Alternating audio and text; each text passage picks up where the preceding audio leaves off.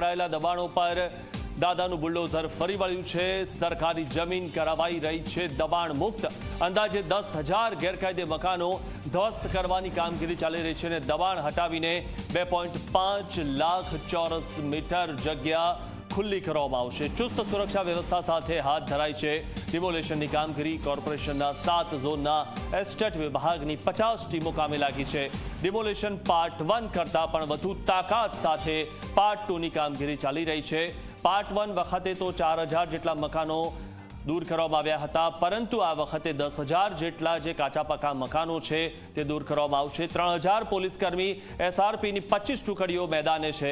સમગ્ર વિસ્તારમાં 15થી વધુ હિતાચી, 25થી વધુ જેસીબી મશીન દબાણ હટાવી રહ્યા છે અને મહત્વની વાત એ છે કે સવારથી લઈને અત્યાર સુધીમાં 1,000 જેટલા દબાણો તો દૂર કરી દેવામાં આવ્યા છે। આજે 10,000 જેટલા દબાણો દૂર કરવામાં આવનાર છે અને 10,000 જેટલા જે કાચા પાકા મકાનો છે તે દૂર કરવામાં આવનાર છે। ગઈકાલે પણ સૂચના આપવામાં આવી હતી, કારણ કે આ પહેલા જ્યારે પાર્ટ 1 થયું તે વખતે લોકોએ ખૂબ આક્ષેપ કર્યા હતા।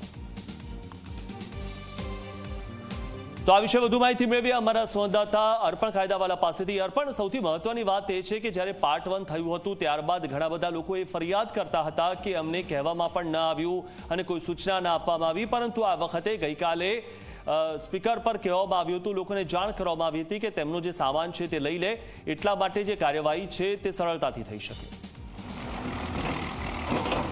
મિથુન, આજે આ પ્રશ્ન કર્યો ફક્ત ગઈકાલ પૂરતા સ્પીકરની જાહેરાતની વાત નથી, પરંતુ જે રીતે ફેઝ 1 પૂરો થયો તે દરમિયાન જ જાહેરાત કરી દેવામાં આવી હતી કે ટૂંક સમયમાં ફેઝ 2 પણ શરૂ કરવામાં આવશે અને એ સમયગાળા દરમિયાનની વચ્ચે જેટલા પણ અસરગ્રસ્ત લોકો હતા તેમને નોટિસો આપી રૂબરૂ તંત્ર દ્વારા જઈને અને વિવિધ પ્રકારે જાહેરાત કરી દેવામાં આવી હતી, જાણ કરી દેવામાં આવી હતી, જેથી મહત્તમ લોકોએ પોતાનો સરસામાન છે તે ખાલી કરી દીધો હતો, મકાનો ખાલી કરી દીધા હતા। તે બાદ આપ જોઈ શકો છો ઝી 24 કલાકની ટીવી સ્ક્રીન ઉપર આપણે દર્શકોને એક્સક્લુઝિવ દ્રશ્યો બતાવી રહ્યા છે, કેટલી વિશાળ મોટી મશીનરી જે છે તે આ ગેરકાયદેસર દબાણોની ઉપર એકદમ પૂર ઝડપે ફરી રહી છે અને સતત એટલી જ ઝડપે આગળ પણ વધી રહી છે, કારણ કે એક વિશાળ હિટાચી મશીનની ઉપર હું ઊભેલો છું જે ઝડપે તે આગળ વધી રહી છે અને પાકી કાચી જે દિવાલોને નેસ્તા નાબૂદ કરી રહી છે।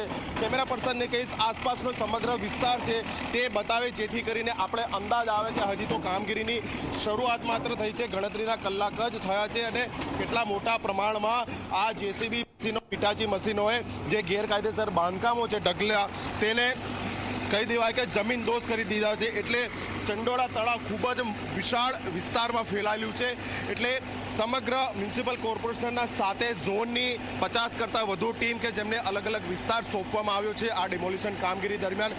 એટલે આપ જ્યાં નજર કરો ત્યાં ફક્ત ને ફક્ત આ જે હિટાચી મશીન છે તે જ જોવા મળી રહ્યા છે અને ફક્ત કાટમાળ જોવા મળી રહ્યો છે। એટલે ચંડોળા તળાવની ફરતે તેની અંદરના આંતરિક વિસ્તારોએ આપ જ્યાં પણ હાલમાં જશો ત્યાં ફક્ત પોલીસ કર્મચારીઓ, પોલીસ અધિકારીઓ અને મ્યુનિસિપલ કોર્પોરેશનનો જે સ્ટાફ છે તે જ જોવા મળશે। એટલે હાલ પણ આપ જોઈ શકો છો પાકા જે મકાનો છે, પાકી દિવાલો છે તેને પણ તોડવામાં કોર્પોરેશનની જે મશીનરી છે તેને ક્યાંક તકલીફ પણ પડતી હોય છે, પરંતુ મશીનરી એટલી મજબૂત અને વિશાળ છે કે ગણતરીની પળોમાં જ તમામ જે કાચી પાકી ઇમારતો છે, ભલી પછી તે આરસીસીના સ્ટ્રક્ચરવાળી પાકી ઇમારતો હોય એ પણ થોડીક જ ક્ષણોમાં જમીનદોસ્ત થઈ જાય છે। એટલે પ્રથમ ફેઝમાં 1.5 લાખ ચોરસ મીટર જગ્યા ખુલ્લી કરાઈ હતી અને આજથી શરૂ થતા બીજા તબક્કામાં 2.5 લાખ ચોરસ મીટર જગ્યા ખુલ્લું કરવાનું તંત્ર આયોજન છે અને લગભગ બીજા ફેઝમાં 10,000 કરતાં પણ વધુ નાના મોટા જે દબાણો છે તે દૂર કરવામાં આવનાર છે। એટલે એક રીતે કહી શકાય કે અત્યાર સુધી દબાણોથી સંપૂર્ણ જકડાયેલું ચંડોળા તળાવ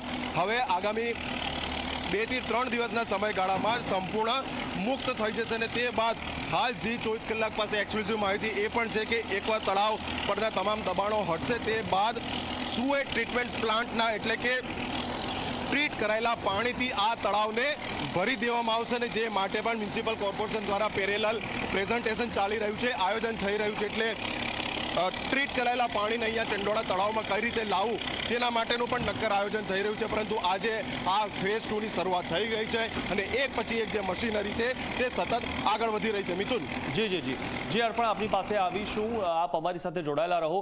અમારી સાથે અમારા બીજા સંવાદદાતા ગૌરવ પટેલ જોડાયેલા છે। ગૌરવ, એક સમાચાર એવા પણ આવી રહ્યા છે કે સવારથી લઈને અત્યાર સુધીમાં 1,000 જેટલા જે કાચા